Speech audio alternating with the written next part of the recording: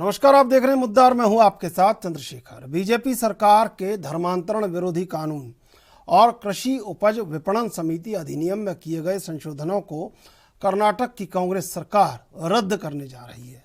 साथ ही स्कूली पाठ्यक्रमों में किए गए विवादास्पद परिवर्तनों को भी रद्द कर दी।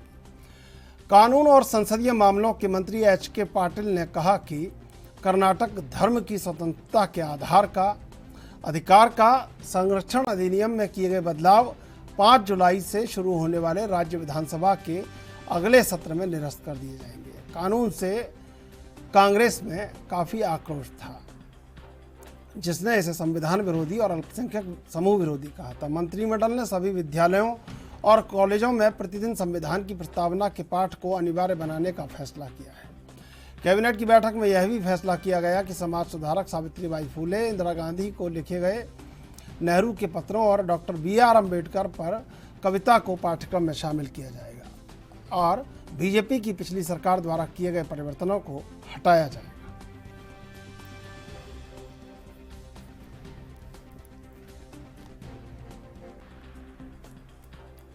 तो कर्नाटक की सरकार अपने विचारधारा और अपने एजेंडे को अब लागू करने में जुट गई है।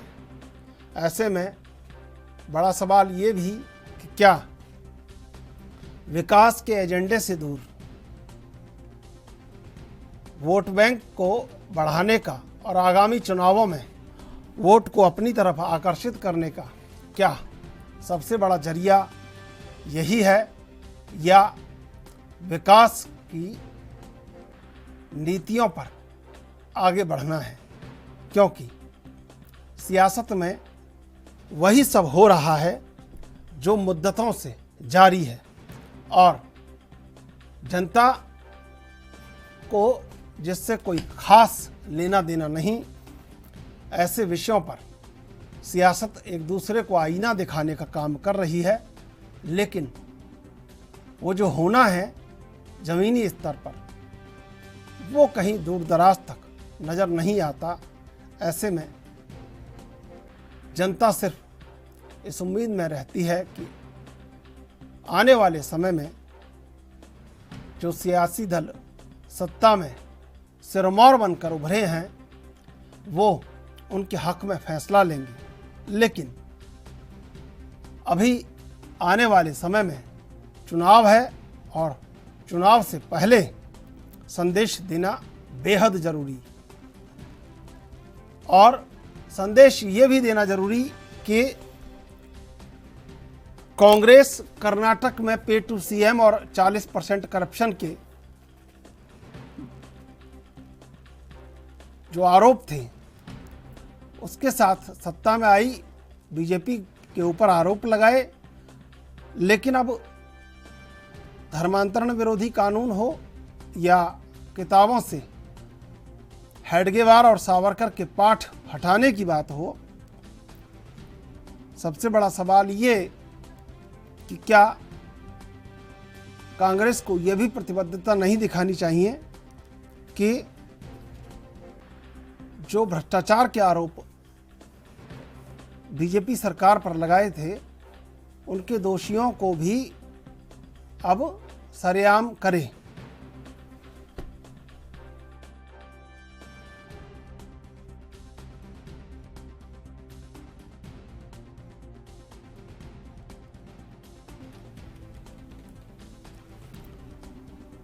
तो कर्नाटक की सरकार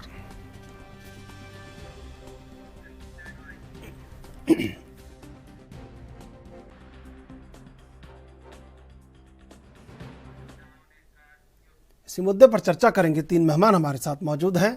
संजय राणा, राजनीतिक विश्लेषक, आलोक वत्स, नेता बीजेपी, कार्तिकेय सिंह, नेता कांग्रेस। आप तीनों का स्वागत। सबसे पहले कार्तिकेय जी, क्या नहीं लगता कि इन तमाम मुद्दों के अलावा एक ये भी होना चाहिए कि जो करप्शन के भ्रष्टाचार के मुद्दे पर आप सरकार को घेरते रहे और आप सत्ता में आए तो जो भ्रष्टाचार में लिप्त लोग थे उनको भी बेनकाब आप करें, बजाय इसके कि ये जो चल रहा है फिर अगर योजना नहीं बनाएंगे तो सियासी दल सब इसी में लग जाएंगे कि योजना न बना के यही सब किया जाए जो कर रहे हैं आप। क्या लगता है, ये जरूरी है या वो जरूरी है? क्वेश्चन अगर रिपीट करेंगे वॉइस। कर्नाटक में धर्मांतरण विरोधी कानून वापस ले रहे हैं, तमाम चीज़ों को आप वापस ले रहे हैं, लेकिन करप्शन के मुद्दे पर सरकार, कांग्रेस सत्ता में आई और बीजेपी सत्ता से बाहर होने का सबसे बड़ा जो मार्ग था वो करप्शन था। तो क्या लगता है कि उनको बेनकाब करना ज़्यादा ज़रूरी है या ये जो कर रहे हैं वो ज़्यादा ज़रूरी है? आपका सबसे पहले तो बहुत बहुत धन्यवाद। देखिए, कांग्रेस पार्टी ने जो अपने मैनिफेस्टो में जो जो बातें बोली थी, हम उसको हर दिन के हिसाब से उस पर हम कार्य कर रहे हैं। अगर आप पहले 5 गारंटी की बात करेंगे तो वो हमने लागू किया। हमने धर्मांतरण कानून के बारे में पहले अपने पक्ष रख दिया था कि 2022 में इसको सदन में लेकर के आई थी भाजपा, तभी हमने कहा था कि हमने वॉकआउट किया था, हमने इसके खिलाफत में बोला था और आज हमने उसको हटा दिया है, रिमूव कर दिया। उसके लिए हम 3 जुलाई को दोबारा इसको विधानसभा के पटल पर रखेंगे, तभी हम भाजपा वालों से चर्चा करने को भी तैयार हैं। दूसरा, किताबों में जिस तरीके से इन्होंने महिमा मंडन किया था सावरकर का कि वो एक करके आया करते थे, बुलबुल पे उड़ के आया करते थे, उसको हमने हटाया। हमने अम्बेडकर जी की कविता को जोड़ा है, हमने सावित्री बाई फूले के ऊपर लिखे अध्याय को जोड़ा हुआ है, तो उसमें हमने कुछ भी ऐसे नहीं किया। रही बात करप्शन की, तो कांग्रेस पार्टी ने कर्नाटक की जनता की आवाज सुनकर जो 40% कमीशन थी कि सरकार के इसके खिलाफ बिल्कुल फूका था, कांग्रेस को कर्नाटक की जनता ने पूरा अपना सहयोग किया। और जो उनका भ्रष्टाचार था, जो उन्होंने धार्मिक उन्माद फैलाया था, जो जाति के आधार पर लोगों का बंटवारा किया, कर्नाटक की जनता ने वोट किया, कांग्रेस पार्टी को समर्थन किया है। लेकिन आज जैसे खत्म हुआ, हमने तुरंत अपने जितने भी हमने जो बातें बोली उसके हमने काम करना चालू किया और भ्रष्टाचार के खिलाफ हम जहाँ पर भी होते हैं, जहाँ पर हम भाजपा में रहते हैं तो उसको आरोप करने की बात करते हैं। हम जहाँ पर भी हैं, चाहे राजस्थान गजेंद्र शेखावत पर निर्णय लिया हो, चाहे उन पर FIR कराई हो, और ठीक अभी आने वाले दिनों में आप देखेंगे चाहे ईश्वरप्पा हो, चाहे इनके पाटिल, चाहे तमाम इनके जो नेता जो भ्रष्टाचार में लिप्त थे, उसके ऊपर आप कार्रवाई देखेंगे। ठीक है आलोक जी, क्या लग रहा है कि कर्नाटक की कांग्रेस सरकार किस मार्ग पर चल रही है?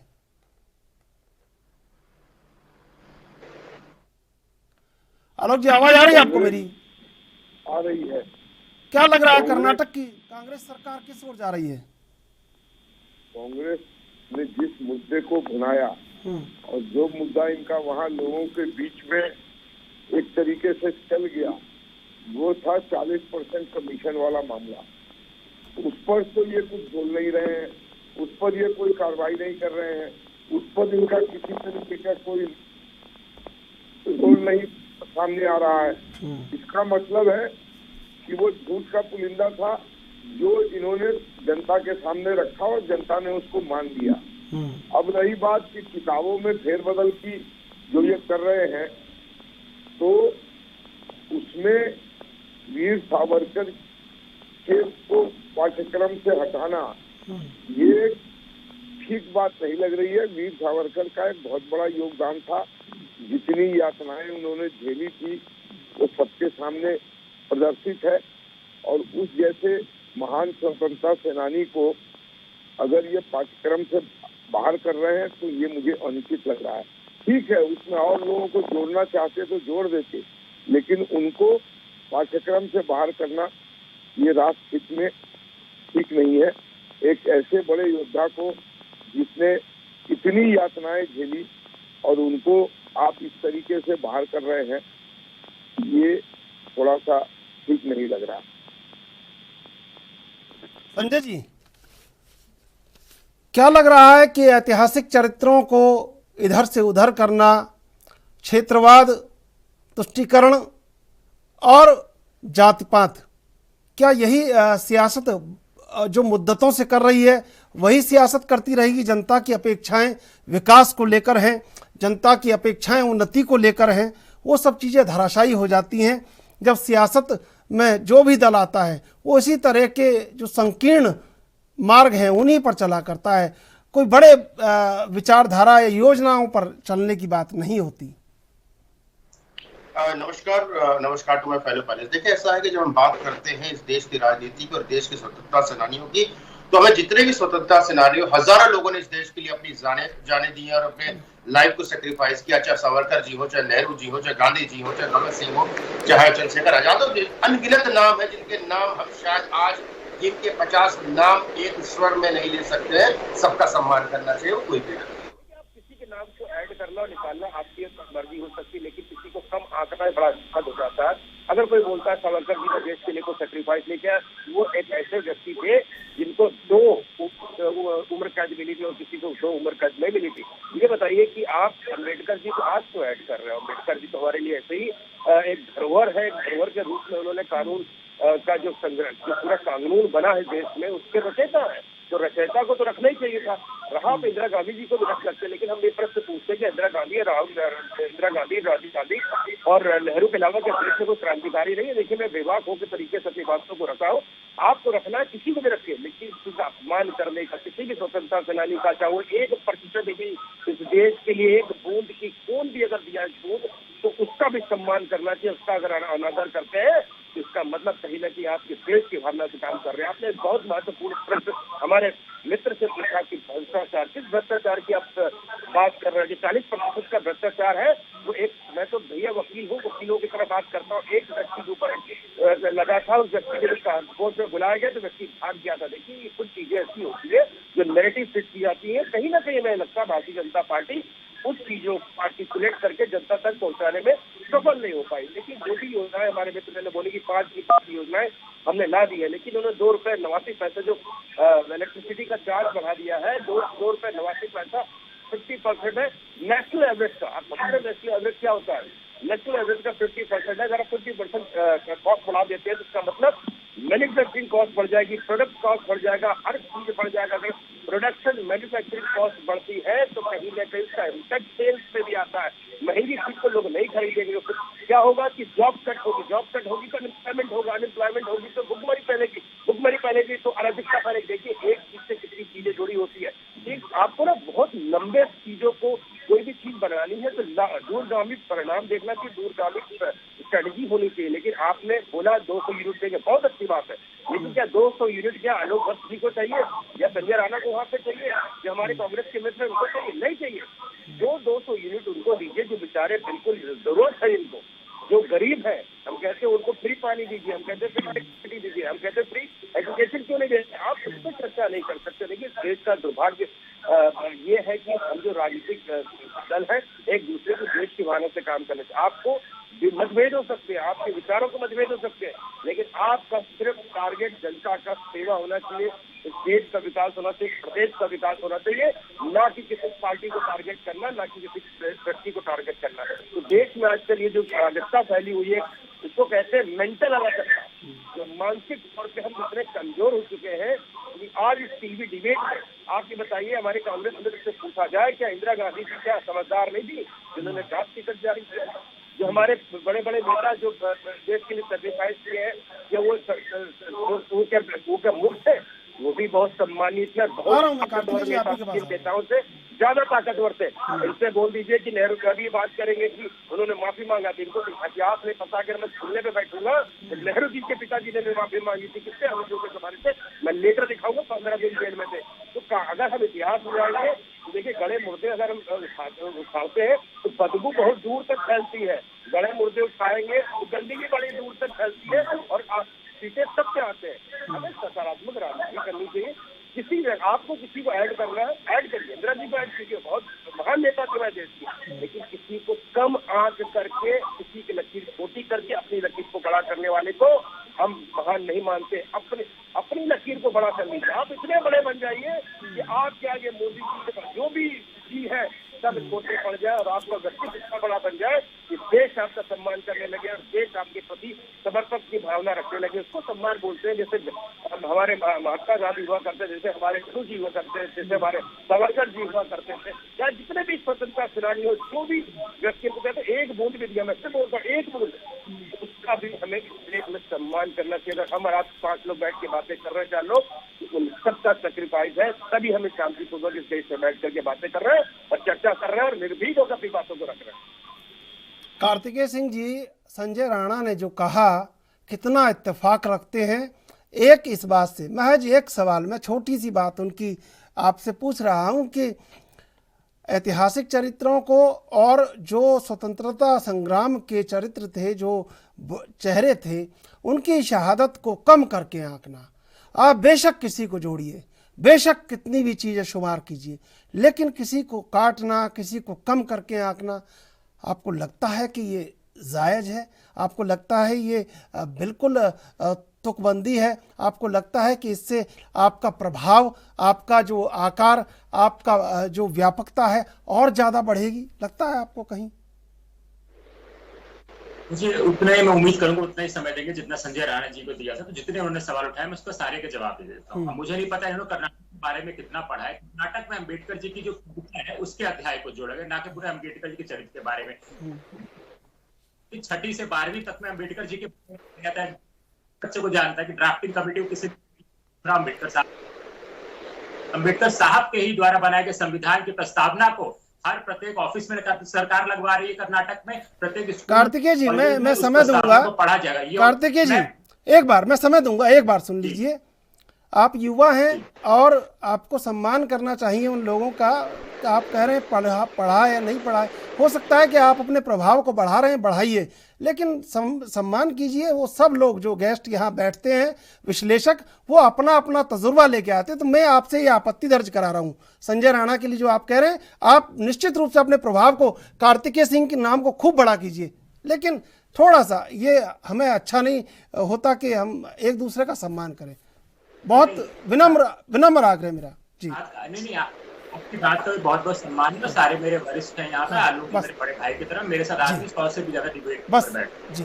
जो छुट्टी बोला था, अगर पढ़ाना होता अम्बेडकर जी की पहले जनता पे गलत मैसेज जाता है। ठीक है, जो लोग होते हैं वो गुमराह होते हैं। तो मैंने इसीलिए अगर पढ़ाओ की बात को मानिए, अम्बेडकर जी समाज जैसे कोई इसमें ना पढ़ाओ, किसी ने एनसीईआरटी का किसी पुस्तक के बारे में नाम दीजिए, अम्बेडकर साहब के बारे में ना बताएंगे, आप ना बताएंगे तो ड्राफ्टिंग कमेटी कैसे किया जाएगा, ना उन्हें ये बात करेगी कितना कार्य किया था, गरीब भाइयों बहनों के सम्मान अधिकार के लिए कितना लड़े थे, किसने बात नहीं कर। राउंड टेबल सेकंड कॉन्फ्रेंस में गांधी जी के साथ क्या कॉन्फ्लिक्ट थे, किन बातों पर साथ से आए थे, इसके ऊपर बात कर दीजिएगा। किस इतिहास की, किस राजनीतिक पार्टी के पढ़ाएगा मुझे नहीं बताएगा, मैंने इसलिए बोला था। फिर ये आते हैं कि किसी भी क्रांतिकारी का अपमान नहीं करना चाहिए। तो देश के जो सफल स्वतंत्रता संग्राम जिसकी संज्ञा 1857 में दी थी, इसके बारे में ऐसा क्यों बदलाव आने के हिंदू मुस्लिम एकता आपकी जो निशान 1857 की क्रांति, वो जब देश से माफी मांग के निकलता है तो मुसलमानों के बारे में जहर बोलना शुरू करता है, देश की एकता के बारे में दोबारा बात नहीं करता है। इसके बारे में बता दीजिएगा। देश के क्रांतिकारी और वीर सपूतों का समाज को सबके वीर सावरकर ने माफी मांगी थी। कई साल भगत सिंह, राजगुरु, सुखदेव लोग काफी चल रहे थे।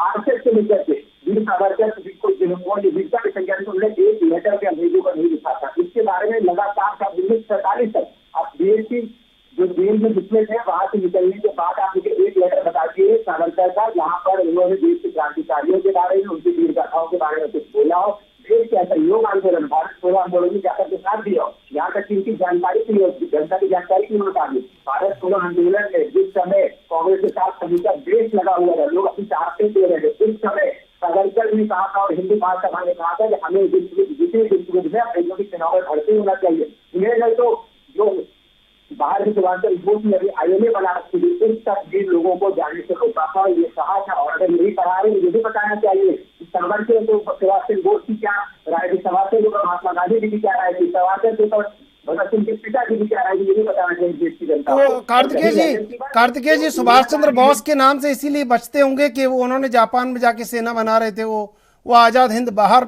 चला रहे थे, शायद इसलिए बचती है क्या कांग्रेस बोस के नाम से? तो इसके बारे में बताया गया है। अगर इनकी आंखों में वीर सपूत कहने को बचता नहीं है बीजेपी। ठीक है, बीजेपी हम किसी को महिमा बनने से उन्होंने किया था। बच्चों को तो आप साइंटिफिक टेम्परामेंट खत्म कर रहे हैं। आप बता रहे हैं कि वो जेल से बुलबुल पे उठ के चला आते थे रात में और अपना कार्यकाल वापस बुलबुल पे बैठ के चले जाते थे। तो दूसरे जवाब बोल रहे थे, यातनाएं दी जा रही थी। तो इनकी बातों में नहीं तो कॉर्पोरेट आया जाता है। तो बच्चों का साइंटिफिक टेम्परामेंट नहीं खत्म करना चाहिए। आपको इस बारे में पढ़ने की बहुत से चैप्टर जोड़ रही है और आपको इतनी अभी ये बढ़ जाता है, इतनी चिंता थी। केंद्र सरकार जब वैट बढ़ाती है, टैक्स बढ़ाती है, टोल टैक्स बढ़ाती है, उस पर लॉजिक लाई जाए ट्रांसपोर्ट महंगा होगा तो सब्जियां महंगी होगी, प्रत्येक परिवार खाने जाएगा, प्रत्येक परिवार खाने पाएगा, उसमें मामला रिफंड आएगा। हंगर इंडेक्स नीचे होंगे तो देश का जो बाहर से रेटिंग लग गया वो चेंज होगा। हम डेमोक्रेसी इंडेक्स में नीचे हो जाएंगे, करप्शन इंडेक्स बढ़ रखा है, उसके बारे में बात करेंगे। इतना रिलेट कर रहे हैं, किसी को रिलेट करके पहुंच जाएंगे। और अगर इतना रिलेट था तो आपको सोचना चाहिए, जिस परिवार की महिला को 2000 रुपया मिलेगा तो इसकी आर्थिक मदद होगी। जहाँ पे सिलेंडर 1100 रुपए के ऊपर है, 100 रुपए डीजल, पेट्रोल, सीएनजी पहुंचा दी गई, उसके बारे में बात करिए। उसके बारे में जिनको बेरोजगारी, जिसके दलदल में धकेला है बीजेपी सरकार को, इसको जो 3000 रुपये महीना मिलेगा, यानी कि 36,000 रुपए, तो किसी अच्छी संस्था में जाकर कोचिंग कर पाएगा, सरकारी नौकरियों में आ पाएगा। देश का जो ऑर्गेनाइज सेक्टर है उसमें उसको पहले इसको प्राइवेट बातों में बात करिएगा, किसी पॉइंट चिंता की बात नहीं करेगा। और अगर आपको इतनी चिंता अपने बड़े राजनीतिक विश्लेषक है, इस तमाम बीजेपी के जो खामियां है, जिस तरह सर्वोच्चम दर पे आप हमसे बेरोजगारी देखते हैं, महंगाई 9.11 है, इससे क्या कहीं से लगातार बढ़ रही है, तो उनके बारे में बात करेगा। सब रहेगा हाँ चलिए आपको देश की बहुत चिंता हो रही है, और कोई किसी का महिमा मंडन जहाँ पे किया जाता है उसको हम तोड़ते, हमें अगर महिमा मंडन की बात होती तो हम सिर्फ नेहरू जी के चैप्टर लगा रहे थे, हम सिर्फ इंदिरा गांधी जी को पूरा सब्जेक्ट पढ़ा रहे थे। नेहरू जी ने इंदिरा गांधी जी को, ठीक है कार्तिकेय जी, एक बार बहुत देखिए अब ठीक है, एक बार कार्तिकेय देश में महिलाओं का पहला कॉलेज खोला, उसके बारे में पढ़ा रहे। ठीक है, मैं आलोक जी आ रहा हूँ आपके पास। एक बार संजय राणा से जवाब मैं ले लेता हूँ। संजय जी, क्या लग रहा है, सियासत तो अपने हिसाब से चलेगी, जनता चाहे कुछ भी कर ले? सियासत बिल्कुल अपने हिसाब से करेगी, लेकिन 2-3 तथ्यों को बताना बहुत जरूरी है, क्योंकि कांग्रेस वाले जितने भी पूरे देश की जनता को भ्रमित कर करके बेवकूफ बना। अभी हमारे मित्र बोल रहे थे कि हंगर इंडेक्स, इनसे अगर ये पूछ लिया जाए, मैं हमारे उससे पहले मैंने क्वालिफिकेशन जिस यूनिवर्सिटी से मैं पढ़ा हूँ वहाँ पे आपका एडमिशन नहीं हो सकता, आप नोट कर लीजिए, नाम और पता भेज देगा, नहीं हो सकता। ठीक है, नंबर 1। नंबर 2 पे आता हूँ, जब हंगर इंडेक्स की हमारे मित्र बात कर रहे थे, हंगर इंडेक्स को पता होना चाहिए, जर्मनी की एक एनजीओ है जो सारे इंडेक्स बनाती है, वो वहाँ की एनजीओ है, नंबर 1। नंबर 2, जब बात कर रहे थे कि भाई देश में महंगाई बढ़ गई, मैं तो महंगाई की दर बता दें तो 2009, 2010, 2011, 2012 जो 10% के ऊपर थी, ये बोल रहे हैं कि महंगाई कहाँ पर बढ़ा दी। देखिए कार्तिकेय जी, आंकड़े लेके बैठिए, मैं एक साल का आंकड़ा दूंगा, ठीक है? आप एकदम तैयार, अभी दे रहा हूँ। और जो एक मिनट मोतीलाल नेहरू जो है ना, माफी मांगा लाने को चैलेंज करना, अभी डिबेट में दिखा देंगे। मोतीलाल नेहरू जी माफी मांगा, अभी चैलेंज अभी दिखाइए, अभी दिखाइए, अभी दिखाइए, अभी दिखाइए, अभी दिखाइए। देखिए ऐसा आपके पास इतिहास का ज्ञान कम है, दिखाइए। अगर आप दिखाइए, मैं बोला, आपके बीच में बोला, सम्मान कर रहे हैं। सुन लीजिए, मैं आपके पास आऊंगा, जवाब लूंगा बराबर। आपका ऐसा नहीं है कि आपके पक्ष को दबा दिया जाएगा, संजय जी के पक्ष को ऊपर कर दिया जाएगा, ये नहीं होता यहाँ पर। मैं आपको भी जवाब लूंगा एक बार।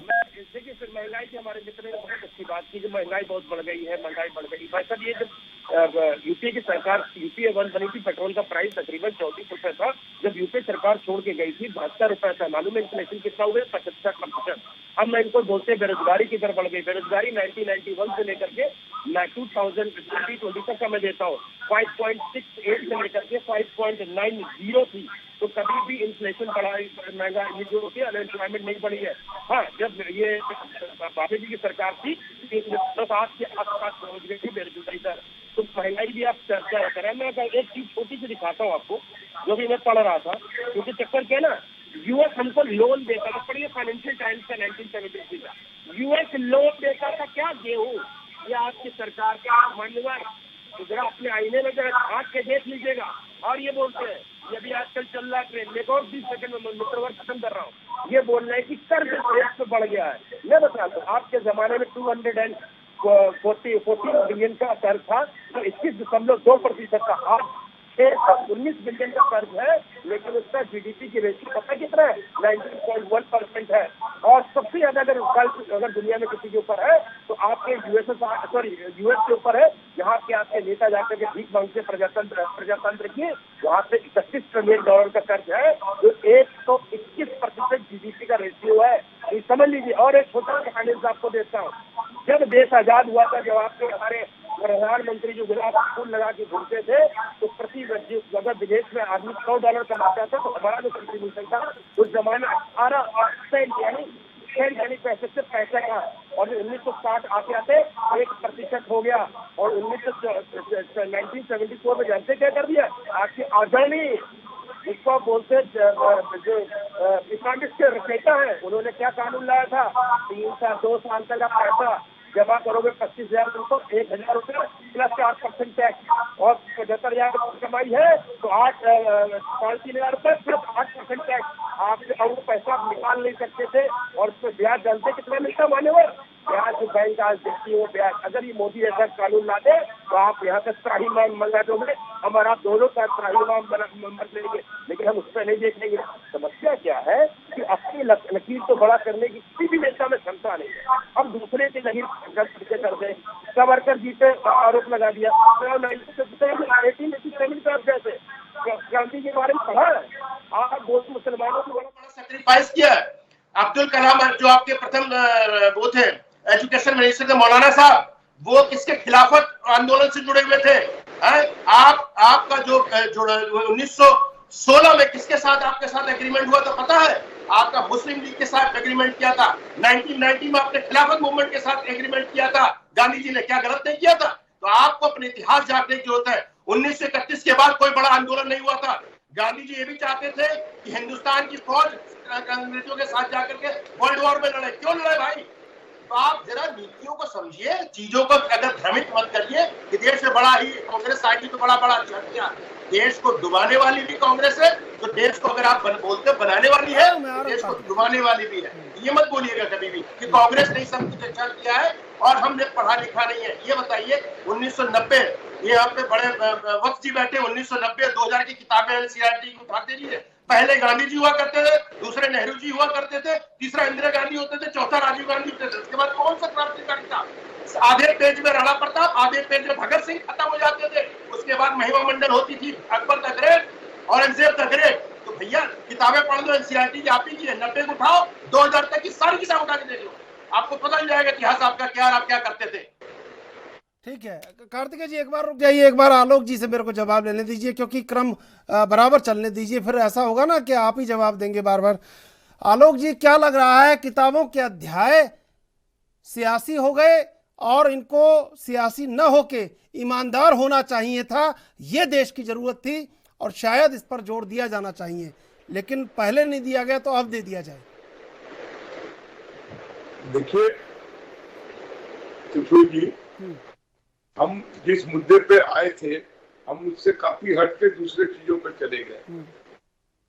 मैं कार्तिकेय जी से पूछना चाहता हूँ, सावरकर जी के बारे में, सावरकर जी को पाठ्यक्रम से हटा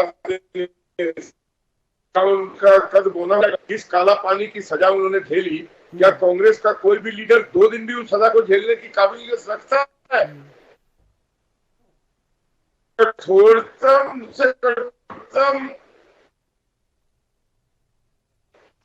वो उन्होंने किस लिए झेला? देश के लिए झेला।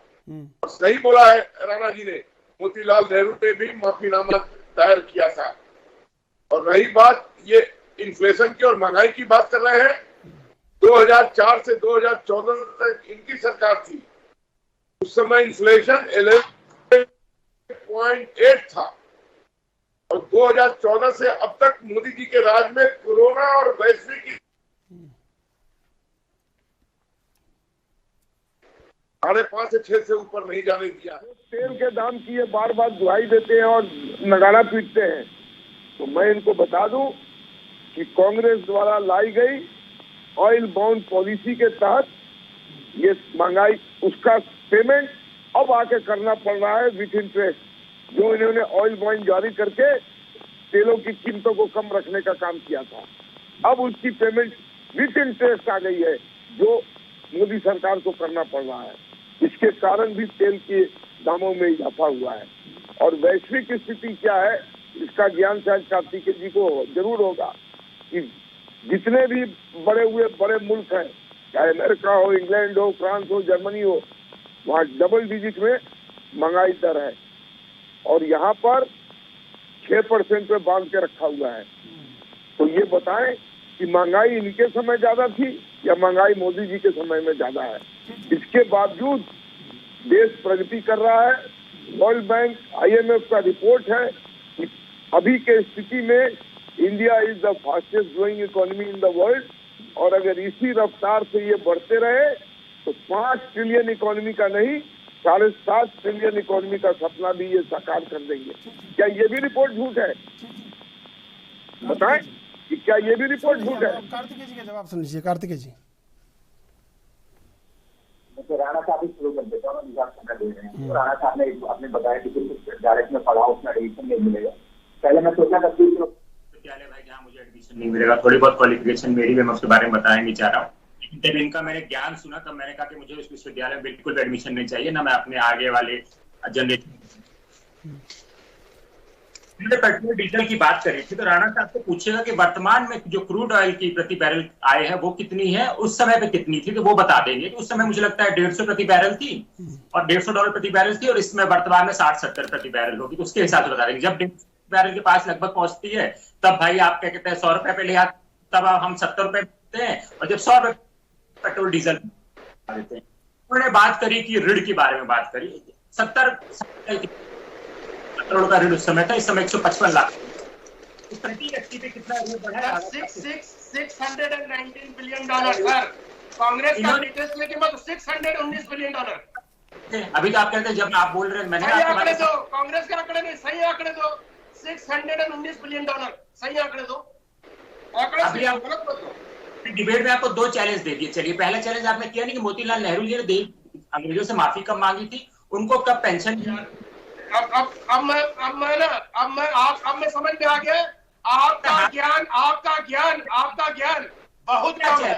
अगर आपको नहीं पता नेहरू जी ने लेटर लिखा था अंग्रेजों को, तो समझ लीजिए आपका ज्ञान बहुत कम है। अब आपसे बहस नहीं करनी है। ये इतना नहीं है, आप राजनीतिक विश्लेषक बन के इतना परेशान ना होइए, मैं आपसे सवाल पूछ नहीं, आपका ज्ञान सुन के मेरी हंसी आने लगी। नहीं, पहला चैलेंज आपको दिया मैंने, मोतीलाल नेहरू साहब ने कब माफी मांगी और कितने रुपए की पेंशन उनको अंग्रेजों से मिल रही थी, और उन्होंने आजादी के आंदोलन से कब अपने हाथ वापस लिए, इसके बारे में जानकारी दीजिए लोगों को। इस सम्मानित चैनल बैठे हुए सम्मानित जनता जो देख रही है इसको दीजिएगा। दूसरा, पेट्रोल डीजल में क्या क्या उस समय पेट्रोल प्राइस के थे, देश के प्रति व्यक्ति कांग्रेस की सरकार के प्रति व्यक्ति पे कितना खर्च था, देश के 240 रुपए थी, 2014 में कितनी थी, इसके बारे में देश की जनता को बताइएगा।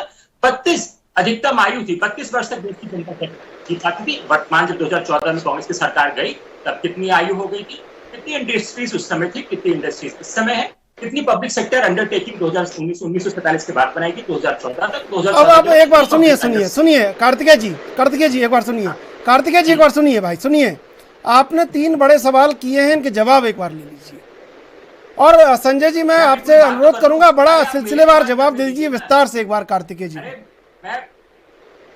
और तथ्यों के साथ, बोला था उस पर बोलने नहीं दे रहे, तथ्यों के साथ जवाब दे दीजिए। इतने आप 5-7 बहुत सारे सवाल कर देंगे, जवाब नहीं आएगा ना।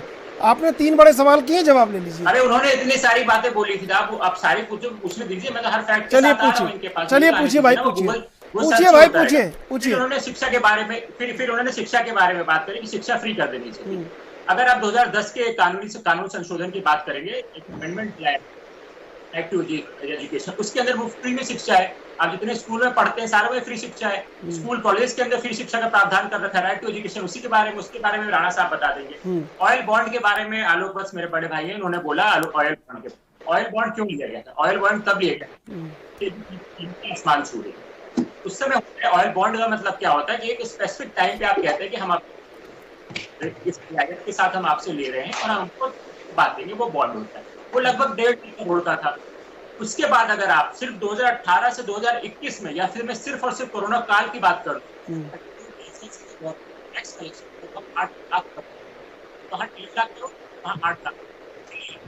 7 लाख करोड़ तो आपके 2021 में आ गए, वर्तमान में 23% मिल जाइए। पेट्रोल डीजल पे कितना लोगों को फायदा हो रहा है, ये बताइएगा। बेरोजगारी दर सुन लीजिए, एक बार जवाब लीजिए। कार्तिकेय जी जवाब ले लीजिए, बहुत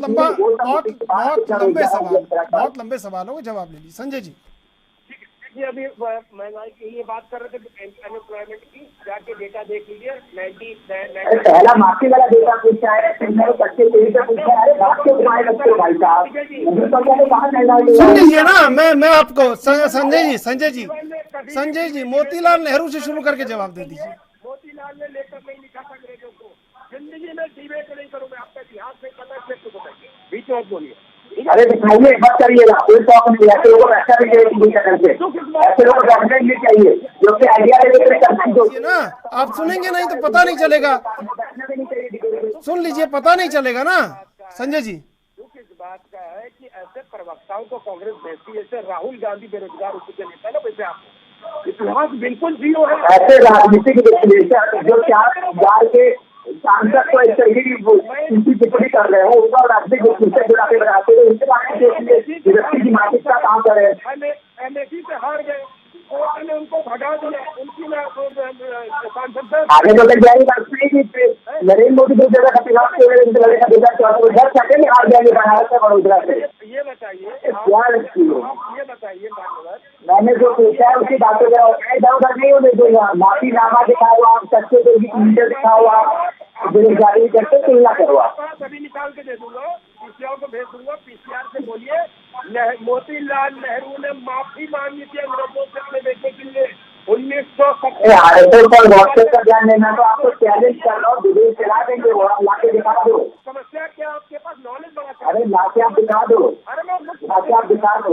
दिखा रहा हूँ, मैं ढूंढ के दे रहा हूँ। रुक जाओ कार्तिकेय जी, आपको प्रवक्ता नहीं बनाएंगे कांग्रेस, ऐसे चिल्लाते रहो तभी नहीं बनोगे। सुनो, अरे मैं प्रवक्ता हूँ, आपको पता नहीं है मैं प्रवक्ता हूँ। हमारे यहाँ गाड़ी देकर प्रवक्ता नहीं बनाया क्या जाना, प्रोसेस होता है उससे आया मैं 3 साल से, मुझे ना बताइएगा क्या नहीं आया। आपका ज्ञान नहीं किया, आपके दिनों आपकी राजनीतिक विशेषज्ञ का किसके तरफ है, किस पार्टी की तरफ से बोल रहे हो, 3 सवाल है और फिर से चैलेंज दे रहा हूँ। फिर से आप वीडियो देखना, फिर से मैं चैलेंज दे रहा हूँ। एक माफीनामा सच्चे उस समय किसी कीमते थी और बेरोजगारी करते लगातार चर्चा करने को तैयार हूँ। आप दिखा दो पहले मुझे माफीनामा, पिछले उधर पेंशन मिल रही थी, आजादी कानून से कानून में हाथ पीछे, ये आप दिखा दो।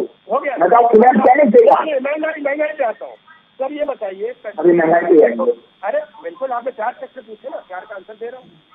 और दूसरा तो मुझे तथ्य दिखाना पड़ेगा। पहले का देना, पीछे पीछे भी पहले ही शुरू करेंगे। मैं तो बोल रहा हूँ पीसीआर से आपको व्हाट्सएप का निकाल कर आना। चलो बेरोजगारी पे आओ, चलो आप पेट्रोल डीजल पे आ जाओ। मैं तो अरे पेट्रोल डीजल पे आओ, पेट्रोल डीजल पे आओ, पेट्रोल डीजल पे आ रहा हूँ। ये बताइए 34 रुपए का पेट्रोल नहीं था 2004 में? हाँ कि नहीं बताओ? हाँ ना, जब आप फिर मैं पूछूंगा कच्चे तेल कितना था, फिर मैं पूछूंगा बिल्कुल। हाँ आदि में मैं कह रहा हूँ, मैं सामाजिक तरह की जनता को कह रहा हूँ कि 34 था, तो मुझसे में कच्चे तेल की कीमत कितनी थी ये भी बताएंगे आपको। अभी आपको कच्चे तेल की कीमत बताएंगे। मैंने हाँ बता रहा हूँ, आप शांत हो जाइए, अभी चुप हो जाइए, अभी बता रहा हूँ। सुनिए, ये बताइए कच्चे तेल की कीमत से आम जनता को क्या मतलब है? अच्छा 1 रुपए को जो $200 का बैरल हो, क्या मतलब है सर आम जनता को? कोई मतलब नहीं उस आम जनता को। आम जनता को उससे मतलब जो वो खरीदती है और वो जो लेती है। आम जनता को पेट्रोल का प्राइस पर अरे अभी कितने अरे सुन तो लो, अरे बता रहा हूँ ना। अरे सर सुन तो लो, पूरी बात सुन लो, उसके बाद भागने लगो। 34 रुपए का था, ठीक है, आप छोड़ के गए 72 रुपए हो गया। आज उत्तर प्रदेश से पेट्रोल, अरे भाई साहब मैं भागने वाला हूँ। मैं राजनीति में, अरे बोलते रहो, आंसर तुम्हारे पास है नहीं, लगे चिल्लाने, लगे जैक की तरह उछलने। उछलो मत, सुनो ध्यान से और आंसर दो मुझे। ये बताओ सरकार कितने में खरीदती है, उसको आम जनता में क्या मतलब है? कोई मतलब नहीं उससे। आम जनता कितना देती है उसको उससे मतलब है। ये बताइए 34 रुपए का पेट्रोल 72 रुपए में कर दिया। मालूम है कितना रुपए बढ़ाया था परसेंटेज में? 75% इन्फ्लेशन बढ़ा है। आज का रेट बताता हूँ, आप बता दीजिए। उत्तर प्रदेश में हम नोएडा में बैठे हैं और वक्त तो नोएडा में आपका पता नहीं कहाँ ठिकाना है, मुझे नहीं पता है। अगर आप नोएडा में रहते हैं, नोएडा में पेट्रोल के प्राइस कितने हैं? आज जो बढ़ा है 35% बढ़ा है। इन्फ्लेशन की बात कर रहा हूँ, इन्फ्लेशन में। आप बता दीजिए राजस्थान में पेट्रोल कितना? 108 रुपया। किसी भी बीजेपी शासित प्रदेश में 108 रुपए पेट्रोल बता दीजिए जरा। पूरे प्रदेश, जितना भी पूरे देश में प्रदेश है, अभी गूगल करिए कितना है? अभी खोलो, अभी गूगल खोलो करें। अरे मैं नहीं खोलूंगा, आप खोलो ना। इनका 108 रुपया सबसे महंगा। नहीं सुनो, कहाँ आप रहते हैं कार्तिकेय जी? कितना पेट्रोल है, कितने रुपए लीटर है बता दीजिए ना भाई, ऐसे ही बता दीजिए। बताओ कितना पेट्रोल है, कितने रुपए लीटर है आप बताइए, दोबारा बोलिए एक बार। 93 रुपए। तो भाई 93 और 108 में आप फर्क नहीं समझ रहे हैं कार्तिकेय जी? सीएनजी 86 रुपए का है, सीएनजी 86 रुपए का है, डीजल 90 रुपए। सर मैं सीएनजी पे आता हूँ। सर देखिए, तो सिलेंडर हम यूज करते हैं, जो घर में यूज करते हैं। सर 1 जनवरी 2014 इकोनॉमिक टाइम्स पढ़ लो, मैं बता रहा हूँ। 1 जनवरी 2014 इकोनॉमिक टाइम्स, उसमें लिखा हुआ है नॉन सब्सिडी सब्सिडी का सिलेंडर 1245 रुपए का है। आज के दिन में सिलेंडर का कितना रेट है भैया? वो जो रेट था उससे भी आज कम है। नॉन सब्सिडी वाला बोल रहा हूँ, सब्सिडी वाले की बात नहीं कर रहा हूँ। जो पेट्रोल आप देते थे सब्सिडी वाला था, अब नॉन सब्सिडी वाला मिलता है। देख लो कितना अंतर है? आप अभी 93 रुपीज बोल के हंस रहे हो, बेशर्मों की तरह हंस रहे टीवी पे। और 108 रुपए में बोलने नहीं, कम है, बहुत कम है, बहुत कम है भैया। 108 रुपए कम होता है कि 108 रुपए ज्यादा होता है? भाई एंकर, आप इनको आपको बुलवाना है कि मैं भी सकता हूँ बोल? अरे भाई बोलिए, आपने कहा 93 रुपए। नहीं आप वो भी नहीं, आप पहले नहीं, मैं आपसे 1 मिनट रुक जाइए, 1 मिनट रुक जाइए। मैं आपके सम्मानित चैनल बड़ा सम्मान करता हूँ, मैं पहली बार आपके चैनल पे नहीं बैठा हूँ। आप किसी को 10 मिनट दोगे और फिर मैं 2 मिनट अपने सवाल, उनकी बातों का जवाब भी नहीं दे पाऊंगा। सवाल पूछूंगा, फिर उनके ऊपर आ जाऊंगा, उनकी राम कथा सुनते रहेंगे। अगर आपको ये लग रहा है तो यहाँ ये नहीं होता है। मैं बड़ी विनम्रता से आपसे कह रहा हूँ, इसीलिए कह रहा हूँ, मैं आपके चैनल पे पहली बार नहीं बैठा हूँ। आप बोल लीजिए, आप बोल लीजिए आप। सर 109 रुपया, 109 रुपया राजस्थान में पेट्रोल आज का दिन, एनडीटीवी। नहीं आप संजय जी सुन लीजिए एक बार, कहाँ बता रहे हैं आप कहाँ रहते हैं? मध्य प्रदेश में कितना है इस समय पेट्रोल? मैं तो दिल्ली में रहता हूँ। तो आप कहाँ का बता रहे थे? आप बता कहाँ का रहते हैं कि मध्य प्रदेश में? दिल्ली का बताया मैंने आपको। हाँ, कितना है बताया आपने? नहीं पूछा। अरे भाई साहब, आप भी नहीं सुन रहे हो क्या? उन्होंने क्या पूछा था? हाँ, प्रदेश में कहाँ पर है? मैंने उसमें मध्य प्रदेश में। आप खुद सुन रहे हो कि नहीं सुन रहे हो? आप तो आलोक बस्ती भी बैठे हुए बीजेपी की तरफ से, उनको इतने वरिष्ठ, उनको बोलने की जरूरत है? आपके राजनीतिक विषय की सारी बात बोले जा रहे हैं। आप 10 मिनट उनको बुलवा रहे हैं, 2 मिनट मैं बोल पा रहा हूँ, मेरी बात भी आप नहीं सुन रहे। आप उनकी तरफ से बोले, मुझे बता दो। मुझे लग रहा है काफी वो चीज का कर रहे हो आप बार बार। नहीं, आप वो करवा रहे हो वो काम। वो व्यक्ति पहले बोलता है कि देखिए विदेश में कितनी महंगाई है, जर्मनी में कितनी महंगाई है, और फिर तुरंत अपने नहीं, देश में पेट्रोल डीजल। जर्मनी का एनजीओ का नाम लिया जो इंडेक्स बनाती है। जिस व्यक्ति को इकोनॉमिक्स के बारे में पता ही नहीं है कि कितने में ले रहे हो, कितने में दे रहे हो, हमें उससे मतलब है। गजब की भैया, मैं क्यों, मेरे जनता को कितने में मिल रहा, खरीद कितने में, क्या मतलब भाई? है कि बाहर देखिए कितनी महंगाई है। आलोक जी, बाहर मैंने बोला कितनी महंगाई? आलोक वत्स जी, कभी बोला बाहर कितनी? आलोक वत्स जी, सवाल ये था कि 108 रुपए कहाँ है पेट्रोल? देखिए, जो राज्य हैं उन्होंने अपना सेस घटा के रेट कम किया है, लेकिन राजस्थान सरकार ने ये काम नहीं किया है अभी। और उसी बात को समझ नहीं रहे कार्तिकेय सिंह, बार बार मैं कह रहा हूँ उस बात को। वो कह रहे हैं ये सवाल नहीं था, ये सवाल नहीं था। नहीं, जब महंगाई की बात आएगी तो पूरे इंडिया की बात आएगी, तो राजस्थान की भी बात आएगी। हाँ? वहाँ की सरकार ने सेस कम नहीं किया। हाँ? और वहाँ 108 रुपए पेट्रोल है, तो सबसे महंगा है। अन्य राज्यों में सेस कम करके वहाँ कम किया हुआ है रेट। इस बात को ये स्वीकारने के लिए तैयार नहीं है। और जिस ऑयल बॉन्ड की मैंने बात की थी उस पर भी ये कुछ नहीं बोल रहे हैं। अब एक बार आप सवाल पूछ लीजिए आलोक जी आप सवाल पूछ लीजिए। ये जो आप कह रहे हैं, कार्तिकेय सिंह जी सुन लीजिए भाई, आलोक जी कुछ पूछ रहे हैं आपसे। ऑयल बॉन्ड तो कांग्रेस सरकार, मनमोहन सरकार ने ही जारी किया था, और उसके तहत उन्होंने रेट कम रखे थे पेट्रोल और डीजल के। आज वो मैच्योर हो गया है विथ इंटरेस्ट। अगर उसको नहीं पेमेंट करते हैं तो तेल देना बंद कर देंगे। उसका भी एक बहुत बड़ा मार पड़ा है ये रेट को ऊपर ले जाने में। तो इस बात को ये स्वीकार नहीं रहे हैं, और ये बार बार बात कर रहे हैं कि नहीं, बात को घुमा देने की कोशिश कर रहे हैं। ये सीधा मेरे प्रश्न का जवाब दें कि ऑयल बॉन्ड जारी किया था या नहीं, और ऑयल बॉन्ड का रिडेम्पशन का टाइम पिछले साल दिसंबर से लागू हो गया था या नहीं, और वो भारत सरकार को देना पड़ रहा है कि नहीं। सवाल सुन लिया आपने? कार्तिकेय सिंह, आवाज आ रही है आपको मेरी? आ रही है। कार्तिकेय जी, मैं समझता हूँ कि आप बड़ा न्यूट्रल चैनल, आपका एक समय होता था, मुझे नहीं पता अभी किस समय कितना न्यूट्रल। अरे देखिए भाई, आप, मैं ये रोजाना सुनता हूँ, आपको लग रहा होगा मैं रोजाना सुनता हूँ ये बात, और मुझे इससे कोई फर्क नहीं पड़ता है आप बोले या बीजेपी बोले, ठीक है? दिखा दीजिएगा, हाँ, मुझे कोई फर्क नहीं पड़ता है। 108 रुपए ये इनका है ना, इस पे दिखा दीजिएगा इनको, ठीक। आज का प्राइस है 16 जून है ना, 108 रुपए 63 पैसे। कहाँ का है ये? राजस्थान का? ये भोपाल का है, भोपाल का 108 रुपए प्राइस बता रहे हैं आप। बताइए संजय जी, आलोक जी आप भी बता दीजिए। ये पूछ रहे थे। हाँ सुन लीजिए अब, संजय जी आप भी बता दीजिए, आलोक जी आप भी बता दीजिए। ये देखिए बिल्कुल बताया कि 108 रुपए भोपाल का। ये बताइए, मैं इनको खुले मन से चैलेंज दिया था कि भैया बता दो, तुम्हारे शासित आप अगर देश की हितैषी हो तो भैया आप अपने प्रदेशों में पेट्रोल का प्राइस कम क्यों नहीं कर रहे हो। हिमाचल प्रदेश में भाई साहब की सरकार कांग्रेस की बनी, कितना पैसा बढ़ गया, तकरीबन 3 रुपए पेट्रोल और डीजल के प्राइस बढ़ा दिए गए। आज ये हालत है, इनकी मूर्खतापूर्ण प्रोमिसेस की वजह से सरकार के पास जो खजाने में पैसा नहीं सैलरी देने का। जाके परसों का रिपोर्ट पढ़ लीजिए, ये कोई टीवी चैनल का नहीं, दैनिक भास्कर का रिपोर्ट है। भाई आपके पास पैसे नहीं है देने के लिए, आप लोग प्रॉमिस कर देते हो कुछ भी, तो भाई आपको देखना पड़ेगा कि जो प्रॉमिस कर रहे हैं उसको फुलफिल करने के लिए आपके पास बजट है कि नहीं है। आपका बजट एलोकेशन कहां से करोगे। आप बोल देते हो महिलाओं को 3,000 रुपए दे देंगे, 2,000 रुपए दे देंगे, 1,000 रुपए दे देंगे, भाई लाओगे कहां से। आप बोलोगे फिर केंद्र से मुझे चाहिए, आप उससे क्या करते हो। जो करंट जनरेशन है, जो हमारी पेंशन वाली जनरेशन है, उनको तो बर्बाद कर रहे हो। डेवलपमेंट ना करके आने वाली जनरेशन को भी आप बर्बाद कर रहे हो। अब एक बार जवाब ले लीजिए, एक बार कार्तिकेय सिंह का जवाब मत करिए। कार्तिकेय जी, देखिए भाई साहब ने मुझसे पूछा था, अब आपके लिए आपने सुना नहीं था, इन्होंने कहा अब रही पेट्रोल डीजल की प्राइस की बात की, राज्य सरकार में केंद्र सरकार ने केंद्र सरकार ने तमाम तरीके के टैक्स, तमाम तरीके कर्ज लेने की एबिलिटी, तमाम तरीके के बाहर से विदेशी ऋण लेने की सहायता, सब कुछ होता है।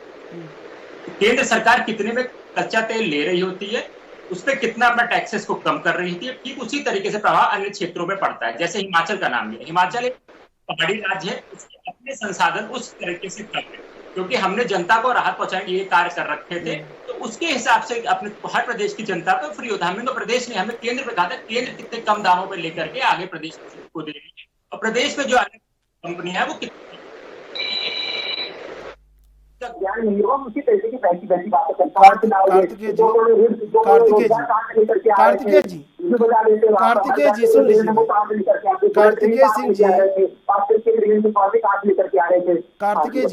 कार्तिकेय जी, सबसे बड़ा सवाल ये है कि जनता को भरोसा दिलाया जा रहा है दोनों दलों से, दोनों प्रमुख दल हैं कांग्रेस बीजेपी, उनके द्वारा ये भरोसा दिलाया जा रहा है कि जनता का विकास होगा हमारे शासन में।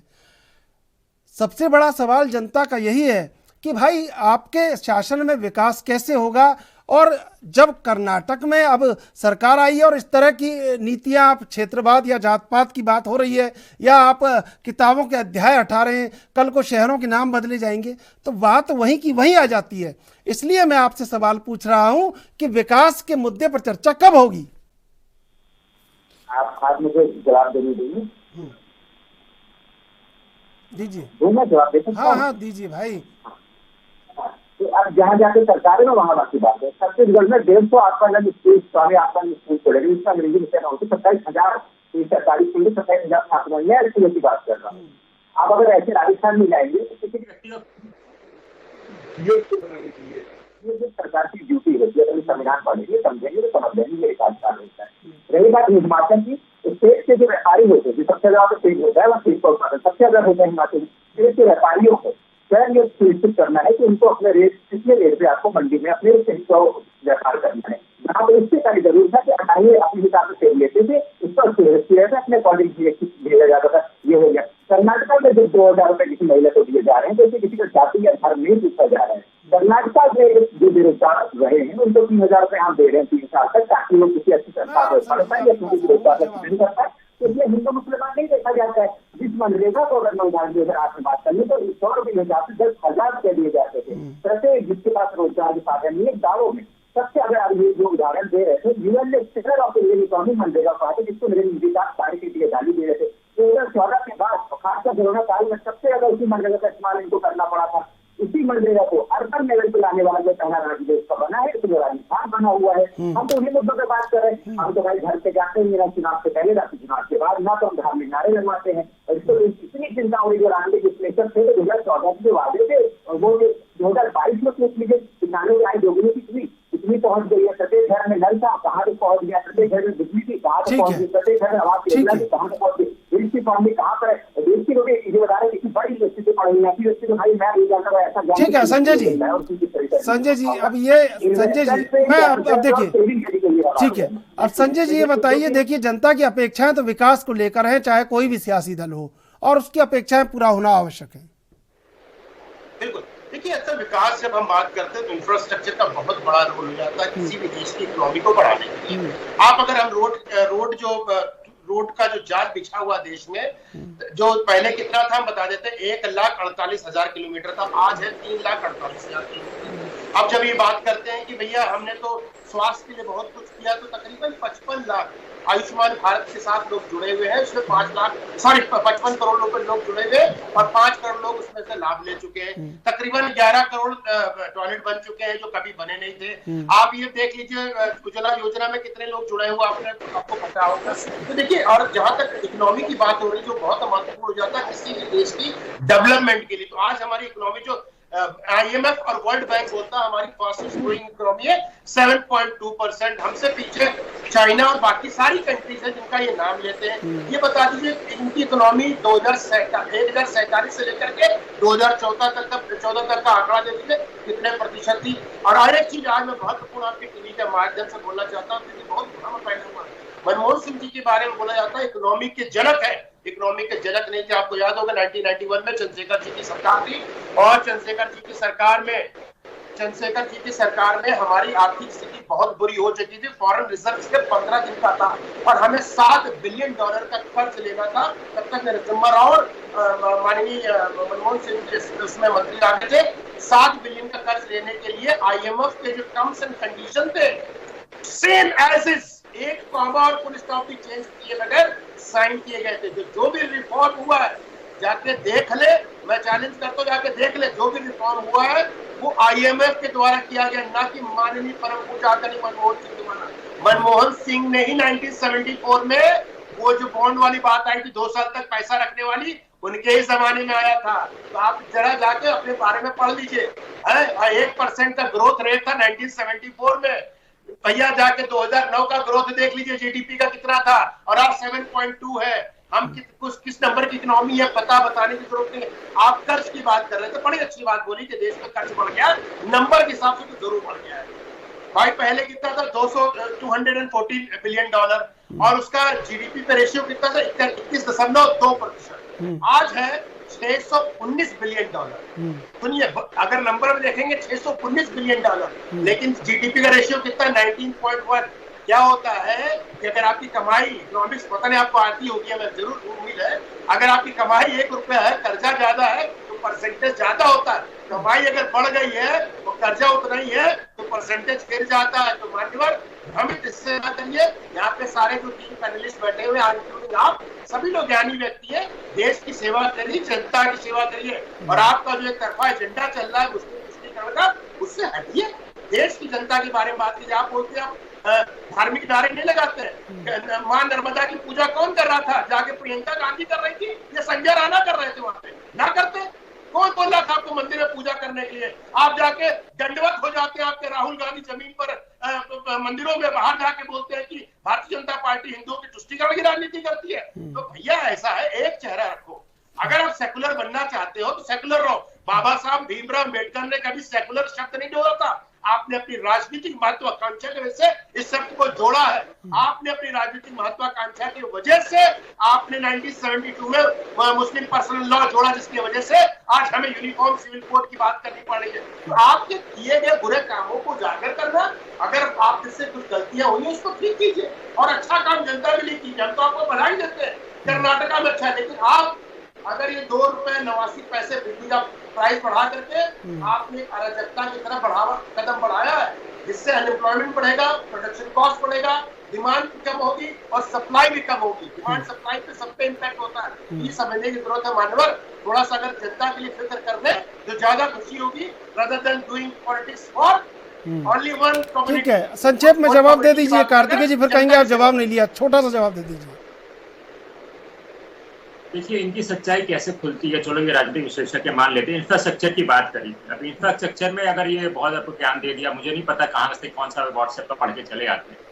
रोड की मापने के सरकार के तरीके होते हैं, एक होता है सीधे नापना और एक होता है फिर घुमा के आपको उसी रोड पे नापना। तो ये भी पढ़ लीजिएगा, इस समय वर्तमान में किस तरीके से रोडों को नापा जा रहा है, उस समय कैसे माना जाता था। फिर यही रेलवे इंफ्रास्ट्रक्चर की बड़ी बड़ी बातें करी थी। जिस दिन रेल दुर्घटना हादसा हुआ उसको 2 दिन पहले एसडब्ल्यू दी रेल में, देखिए कितनी आधारभूत संरचनाओं में परिवर्तन कर दिया है, कवच लगा दिया गया है, सिग्नलिंग को डिजिटल कर दिया गया है, हर सारे जो मैन हैंडल आपके जहाँ पे वो गेट थे, फाटक थे, उसको हटा करके इलेक्ट्रॉनिक कर दिया गया है।